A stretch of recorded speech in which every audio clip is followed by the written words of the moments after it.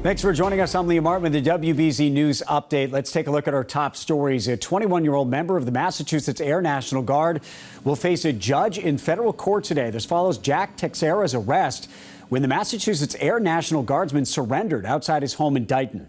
Texera is accused of leaking dozens of highly classified documents, including information on the war in Ukraine. Investigators are looking into how he accessed them. A heads up, radiation sweeps start today ahead of Monday's Boston Marathon. Specialized helicopters will be flying over the race route and downtown Boston for the next 4 days. They'll be going about 80 miles an hour and will fly at a low altitude. The sweeps are a standard security procedure ahead of the race. Starting tomorrow, Boston will make Canal Street into a playoff hub, turning the area across from TD Garden into a car-free zone for postseason games for the Celtics and Bruins.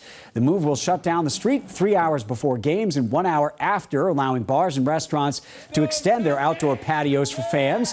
The fun starts tomorrow with the Celtics game against the Hawks at 3:30. Let's get a check of your next weather forecast with meteorologist Zach Green. Happy Friday, Zach. Same to you, Liam. All things looking up at the end of our week as we are rivaling record temperatures once again this afternoon. But there is going to be a difference depending on where you are. If you're farther away from the water, you have a better shot of seeing the low to mid 80s. But closing in on the coastline, you notice the temperatures actually slide through the afternoon. That's allowing for the sea breeze to really develop after 2 p.m. So ultimately, I still think our highs are within a degree or two of 80 as we're right along the shoreline areas. But then we start to see things slide as that easterly wind takes over. And by the way, it's going to continuously influence areas farther to the west once we pass sunset. So the breeze sort of takes over as we go into the end of the day. Just smashing records out through Worcester County, though, into the mid to upper 80s there. Previous record in Worcester itself from 1938 sitting at 79 degrees. Take advantage of the bone dry Friday because we're back into an unsettled pattern for the upcoming weekend. Saturday, late afternoon and evening, we're going to get some scattered showers.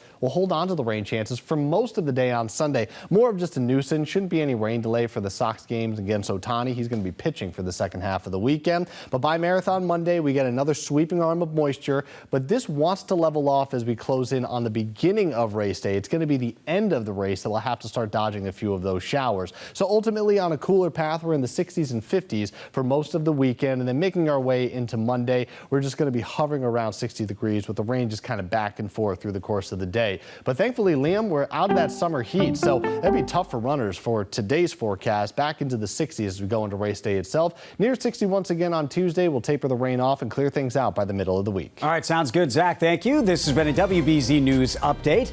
Have a great day, everybody.